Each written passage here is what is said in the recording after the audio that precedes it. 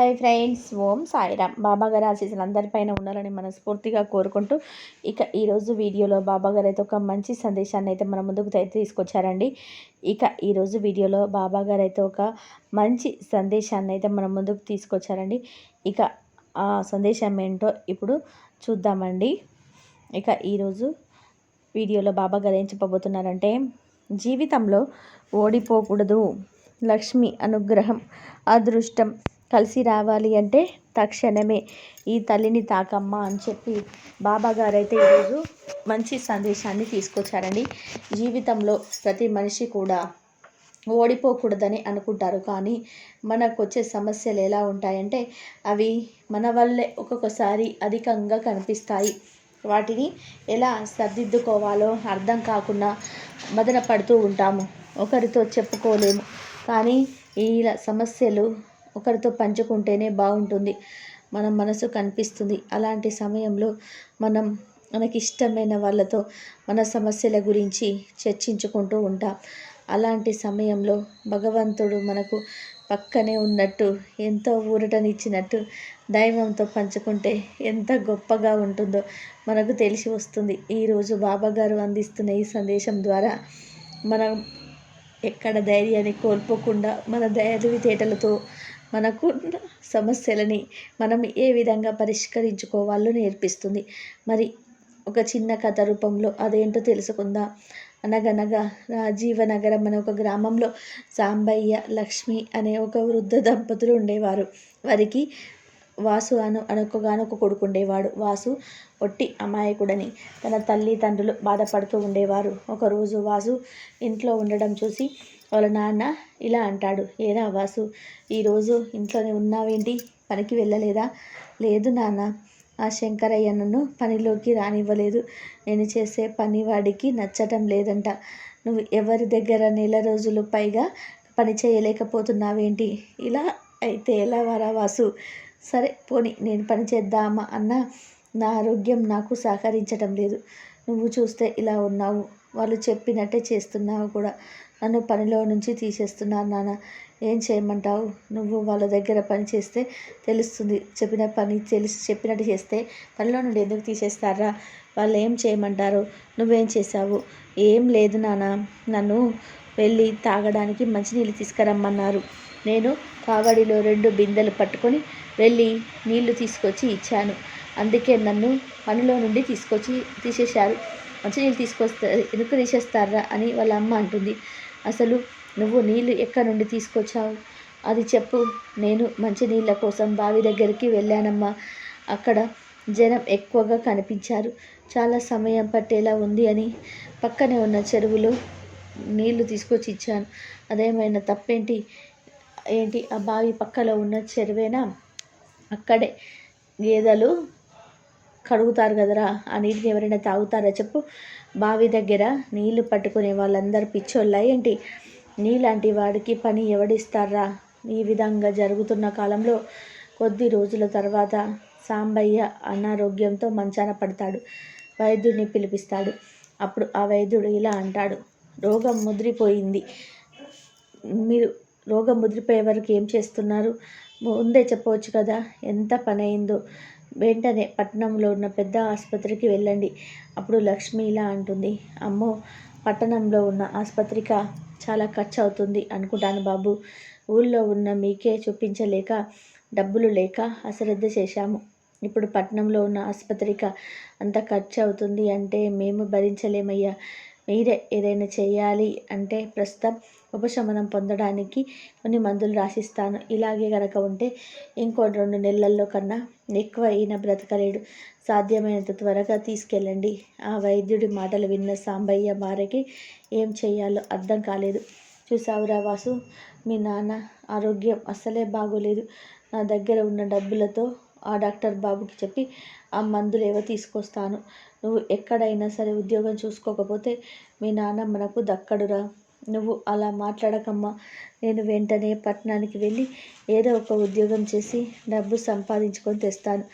అప్పటిదాకా నాన్నను జాగ్రత్తగా చూసుకో. ఇదిగో, ఇంతకుముందు ఉద్యోగం చేసిన డబ్బు నా దగ్గర కొంత ఉంది. ఇది నీ దగ్గర ఉంచు.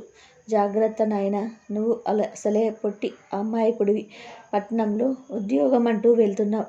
నిన్ను ఎవరైనా మోసం చేస్తారేమో, జాగ్రత్త నాయనా. అలా ఏమి మోసపోన్లే అమ్మా.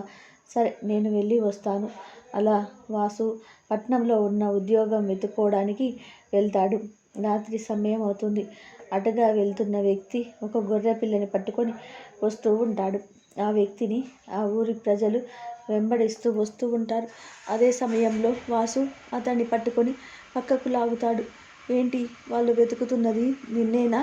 నువ్వు ఈ గొర్రె పిల్లని దొంగతనం చేశావా? అవును, ఈ గొర్రెను దొంగతనం చేశాను. నువ్వు కూడా నాలాగా దొంగవా? దీన్ని పట్టుకొని పోదాం పద. మళ్ళీ వాళ్ళు దగ్గరికి వచ్చేస్తున్నారు. పద పద. నీకు అసలు తలకాయ లేదు. నువ్వు ఎంత దూరం పరిగెత్తినా వాళ్ళు చేతికి చిక్కక తప్పదు. వాళ్ళ చేతికి చిక్కితే నీ ఒళ్ళు ఊనం చేయడం ఖాయం. ముందు ఆ గొర్రెపిల్లని నాకు ఇచ్చి నువ్వు నా వెనక ఉండు. మిగతాదంతా నేను చూసుకుంటాను. అప్పుడు ఆ ఊరు ప్రజలు దొంగ దొంగ అంటూ వాసు దగ్గరికి వస్తారు.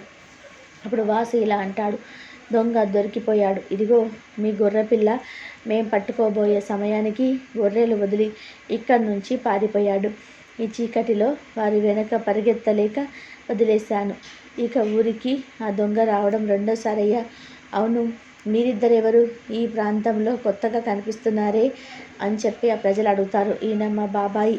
నేను పట్టణంలో ఉద్యోగం వెతుక్కోవడానికి వెళ్తున్నాను. నాకు తోడుగా వచ్చాడు. ఈరోజు రాత్రి తలదాచుకోవడానికి ఇక్కడ ఏమైనా కూటకుల సత్రం ఉందా? ఎందుకు లేదు? ఇక్కడికి దగ్గరలోనే ఉంది. మంచి భోజనం కూడా మీకు అక్కడ దొరుకుతుంది. చాలా సంతోషం బాబు. ఆ గొర్రె పిల్లని ఆ దొంగవారి నుండి కాపాడావు. అలా అక్కడ నుండి ఆ గొర్రె పిల్లని తీసుకొని వాళ్ళు వెళ్ళిపోతారు. ఆ తర్వాత ఆ దొంగ వాసుతో ఇలా అంటాడు, ఏంటి, నేను మీ బాబాయినా? అసలు నువ్వు ఎవరో నాకు తెలియదు. పైగా నీ వల్ల ఆ గొర్రె పిల్ల కూడా పోయింది. నేను వెళ్తున్న దారిలో ఏదైనా దొరికితే పట్టుకుపోతా. నీకు అసలు దొంగతనం చేయడం కూడా రాదు. నువ్వు ఎత్తుకు వస్తున్నప్పుడు ఆ గొర్రె అరుస్తూ ఉంది. అది అరిసినంతసేపు నువ్వు ఎక్కడికి పారిపోయినా వాళ్ళకి ఆ గొర్రె అలుపు వినిపించి అక్కడికే వస్తారు. నేను పట్టుకొని చితక్కొట్టేస్తారు. అబ్బో, ఇంత వివరంగా చెప్తున్నావంటే నువ్వు కూడా పెద్ద దొంగవే అయి ఉంటావులే. నా పేరు శేషయ్య. ఇంతకీ ఎవరు నువ్వు? సరే, నా వివరాలన్నీ తర్వాత వివరంగా చెప్తానులే కానీ ముందు దగ్గరలో ఉన్న పుటకుల సత్రానికి వెళ్దాం పదా. భోజనం చేసిన తర్వాత అన్ని వివరాలు మాట్లాడుకుందాం. అలా వారిద్దరూ కలిసి పుటకుల సత్రం దగ్గరికి వెళ్తారు. అక్కడ వీరమ్మ అనే ఒక వృద్ధురాలు ఆ సత్రాన్ని నడుపుతూ ఉంటుంది. ఏం బాబు, భోజనం కోసం వచ్చారా? రండి, అన్నీ సిద్ధంగా ఉన్నాయి. భోజనంతో పాటు ఈరోజు రాత్రికి బస కూడా ఏర్పాటు చేయాలమ్మా. నాకు మా బాబాయ్కి ఎంత అవుతుంది చెప్పు? ఎంతో కొంత ఇచ్చిపోండి బాబు. ఇది లాభాలను ఆశించి పెట్టిన సత్రం అయితే కాదు. దారిన పోయే వారికి భోజన వసతి కోసం ఇబ్బంది పడకుండా ఉండాలని నా వంతు ప్రయత్నం అంతే. అలా వాసు శేషయ్య భోజనం ముగించుకొని వీరమ్మ దగ్గరికి వచ్చి, ఏమ్మా, ఈ ఊర్లో విశేషాలేంటి? నాకు ఈ ఊర్లో ఏమైనా మంచి ఉద్యోగం దొరుకుతుందా అని వాసు అడుగుతాడు. ఈ ఊర్లో అందరూ మంచివాళ్ళే బాబు, కానీ ఉద్యోగం ఇవ్వదగ్గ స్థాయి వారికి లేరు. ఉన్న ఒక్కడు వడ్డీల వ్యాపారాలతో ఊళ్ళో ఉన్న వారందరినీ పీడిస్తూ ఉంటాడు. ఈ ఊరికి వాడి పీడ ఎప్పుడు విరగడవుతుందో తెలియదు. అప్పుడే ఈ ఊరు బాగుపడుతుంది. అయినా వేరే చోట ఉద్యోగం వెతుక్కోవడం కన్నా ఉన్న ఊరిలోనే ఉద్యోగం వెతుక్కోవచ్చు కదా నాయన. నీకు ఎవరు లేరా? నాకు ఎవరు లేకపోవడం ఏంటమ్మా? నాన్న, పెద్దమ్మ ఇద్దరున్నారు. వాళ్ళ కోసమే, ఉద్యోగం కోసం ఇలా వచ్చాను అంటూ చెరువులో నీళ్లు తీసుకురావడం, అక్కడ ఉద్యోగం కోవడం, తండ్రి ఆరోగ్యం గురించి అన్నీ ఆ వీరమ్మకు చెప్తాడు వాసు. నేను చూస్తుంటే బాగానే ఉన్నావు కదా, మరి ఆ గేదెలు కడిగే చెరువును నీళ్లు త్రాగడానికి పనికిరావని తెలుసు కదా. నాకు తెలియకపోవడం ఏంటి పెద్దమ్మా? నాకు అన్నీ తెలుసు. నేను అందరూ అనుకుంటున్నట్టు అమాయకుడైతే కాదు. వాడి దగ్గర ఉద్యోగం చేయడం నాకు ఇష్టం లేదు. వారు కూడా అంతే. అందరి దగ్గర వడ్డీలు వసూలు చేసుకొని బ్రతుకుతూ ఉంటాడు. పైగా నాకు జీతం కూడా చాలా తక్కువ ఇస్తున్నాడు. జీతం పెంచమని చెప్తే ఇష్టం అయితే చెయ్యి, లేకపోతే లేదు అంటాడు. అందుకే వాడంటే నాకు అస్సలు ఇష్టం లేక ఉద్యోగం మానేయడానికి అలా చెరువులో నీళ్లు తెచ్చి ఇచ్చాను. మరి మీ నాన్నగారు అనారోగ్యానికి అయ్యే ఖర్చు ఈ 2 నెలల్లో ఎలా సంపాదిస్తావు? అదే ఆలోచిస్తున్నాను పెద్దమ్మ. ఇంకా భారమంతా కూడా ఆ దేవుడి మీదే వేయాలి. పట్నం వెళ్ళి ఉద్యోగం కోసం ప్రయత్నం చేస్తాను. అలా ఆ రోజు రాత్రి అక్కడే ఉండి ఉదయం లేచి పట్నం బయలుదేరుతూ, చూడు బాబాయ్, చిన్న చిన్న దొంగతనాలు వదిలేసి ఎవరైనా పెద్ద డబ్బున్నోడింటికి దోచుకో. సరే, నేను పట్నం వెళ్ళి వస్తా. సాయంత్రానికి ఇదే సత్రానికి వస్తాను. సరే, చెప్పడం బాగానే చెప్తున్నావు, కానీ దొంగతనం చేస్తే తెలుస్తుంది. ఎంత చాకచక్యంగా చెయ్యాలో నీకేం తెలుస్తుంది? అలా వాసు పట్నం వెళ్ళి కొన్ని చోట్ల ఉద్యోగం కోసం వెతుకుతూ ఉంటాడు. ఎక్కడ ఉద్యోగం దొరకదు. తిరిగి నెమ్మదిగా వీరమ్మ పుటకుల సత్రానికే వస్తాడు. కానీ వచ్చేసరికి ఆ వీరమ్మేమో బాధపడుతూ దిగులుగా కూర్చొని ఉంటుంది. ఏమైంది పెద్దమ్మ? ఎందుకు అలా బాధపడుతున్నావు? ఏమైందో చెప్పండి, నా చేతనైనంత చేస్తాను. ఏముందయ్యా, మా ఊర్లో ఉన్న అతిపెద్ద సమస్య ఒకటే. ఆ వడ్డీ వ్యాపారి నాగభూషణం వచ్చి ఇంటికి వెళ్ళాడు. అసలు ఏం జరిగిందంటే, చేసిన అప్పుకి వడ్డీ కింద సామానంతా పట్టుకెళ్ళిపోయాడు. ఇప్పుడు ఎవరైనా భోజనానికి వస్తే నేను ఎందులో వండి పెట్టాలి చెప్పు? నీ పాపిష్టి సొమ్ము మా దగ్గర పెట్టుకొని ఏం చేసుకుంటావు చెప్పు? ఆ వంట సామాన్లు ఇక్కడ పెట్టి వెళ్ళు. నీకు కట్టాల్సిన అసలు వడ్డీ త్వరలోనే కట్టేస్తాను అన్నాను. అయినా కానీ వినలేదు. ఇలా చాలా రోజుల నుంచి చెప్తున్నా కానీ జరిగిందంతా కూడా వాస్తు చెప్తుంది. మీరు ఇవ్వాల్సిన అసలు అటు ప్రక్కన ఉంచితే వడ్డీ కూడా 2 నెలల నుంచి కట్టనే లేదు. ఇక ఎన్ని రోజులని వడ్డీ కోసం ఎదురు చూడాలి? నాకు రావాల్సిన వడ్డీ డబ్బుకు గాను ఈ సామాన్లు తీసుకెళ్తున్నాను.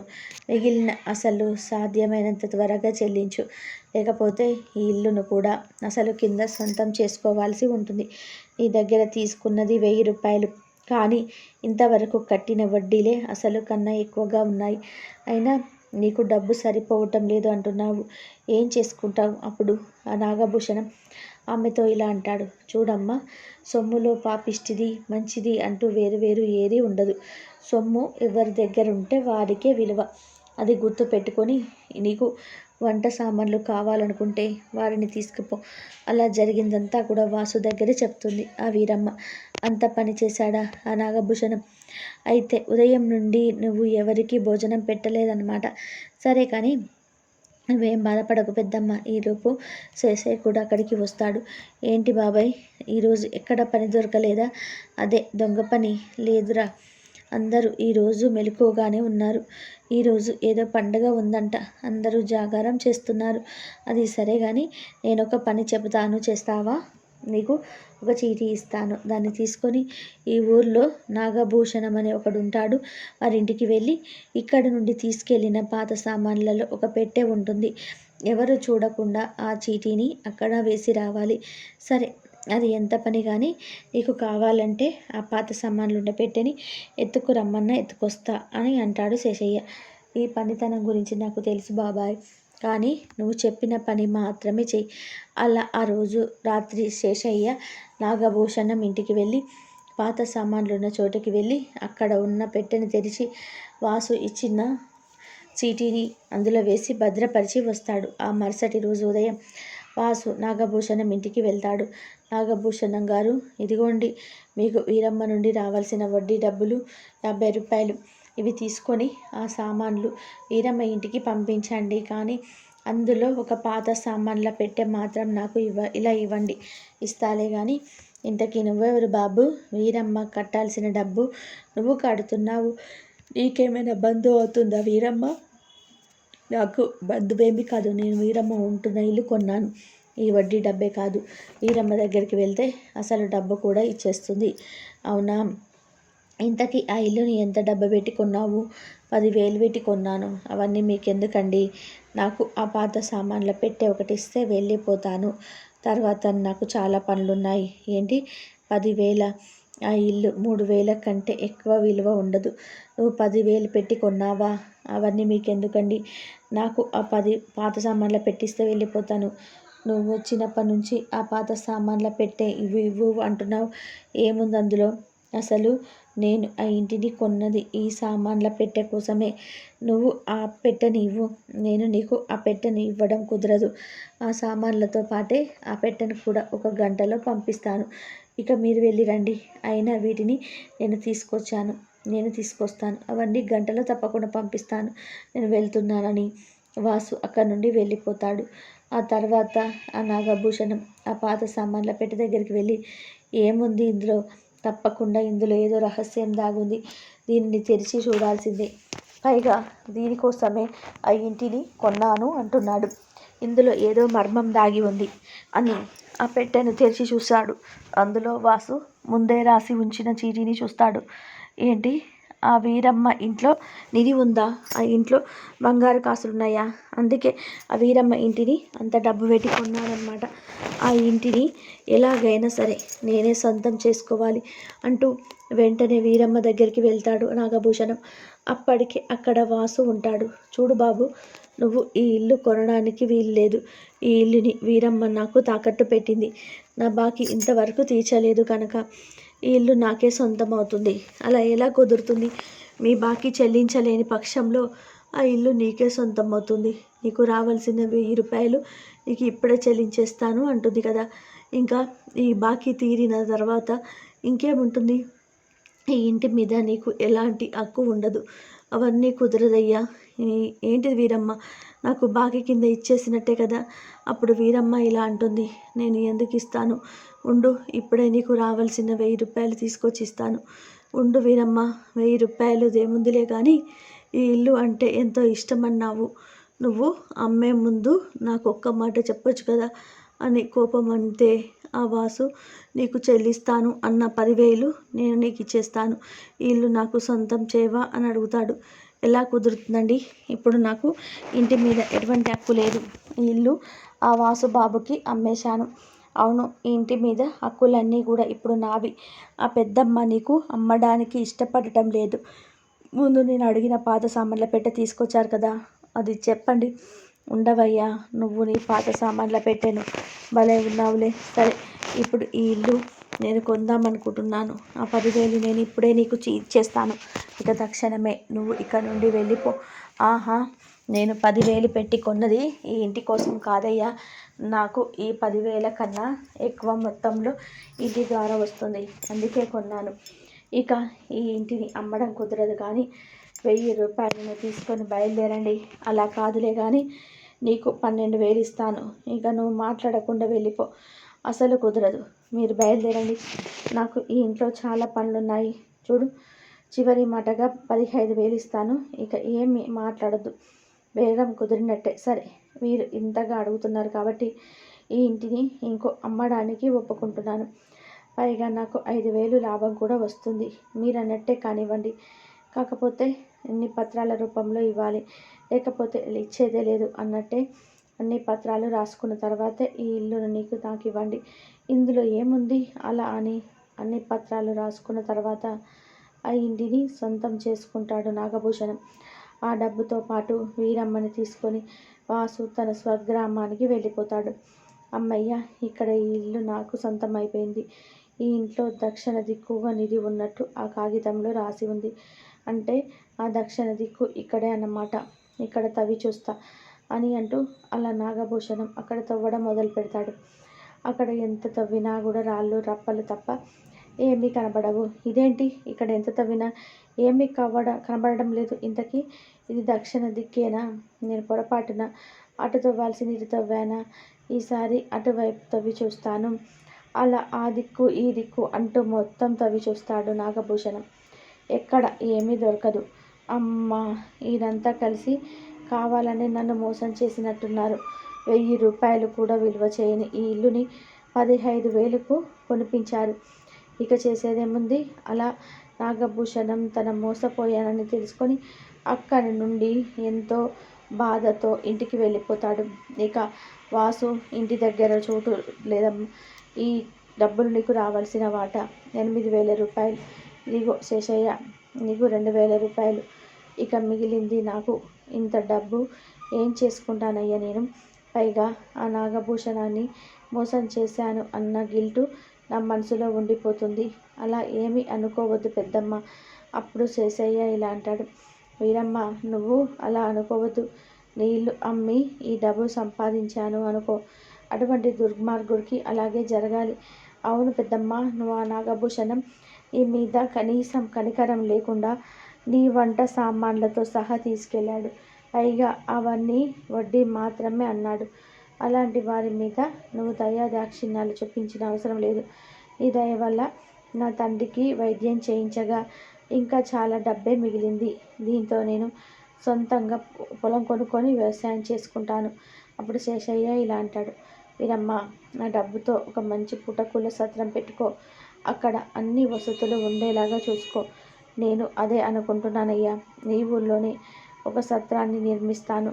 ఆ విధానంగా తన తెలివితేటలతో డబ్బు సంపాదించి వాసు తన తండ్రికి పట్నంలో ఒక మంచి ఆసుపత్రిలో వైద్యం చేయిస్తాడు. ఇక వీరమ్మేమో పుటకూల సత్రాన్ని వాసు ఉన్న ఊళ్ళోనే నిర్మిస్తుంది. ఇక శేషయ్య దొంగతనాలు మానేసి చిన్న వ్యాపారం అదే ఊళ్ళో పెట్టుకుంటాడు. ఇక వాసు మిగిలిన డబ్బుతో పొలం కొనుక్కొని వ్యవసాయం చేసుకుంటూ జీవనాధారం కొనసాగిస్తాడు. అలాగే ఆ ఊర్లో ఎలాంటి కష్టం వచ్చినా ఏ చిన్న సహాయం చేయడానికైనా వాసు సిద్ధంగా ఉండి శేషయ్య సహాయంతో అందరికీ అండగా నిలబడతాడు. దీన్ని బట్టి బాబాగారు అందిస్తున్న గొప్ప సందేశం ఏంటి అంటే, లక్ష్మి అనుగ్రహం కలగాలి అంటే, అదృష్టం కలిసి రావాలి అంటే మనకున్న తెలివితేటలు, జ్ఞానం, సంపదని పిలుస్తుంది. అలాగే ఆ దైవం పట్ల మనం భక్తి శ్రద్ధలతో మసులుకుంటే జీవితకాలం ఆ భగవంతుడు తోడుగా ఉండి లక్ష్మి అనుగ్రహాన్ని మనకు ప్రసాదిస్తాడు. ఈరోజు బాబాగారు అందించిన ఈ సందేశం నచ్చిన వాళ్ళందరూ కూడా శ్రద్ధ సబూరిని కామెంట్ చేయండి. అలాగే ఈ వీడియోని అందరికీ అందేలాగా షేర్ చేయండి, లైక్ చేయండి. మరొక మంచి వీడియోతో మీ ముందుంటాను.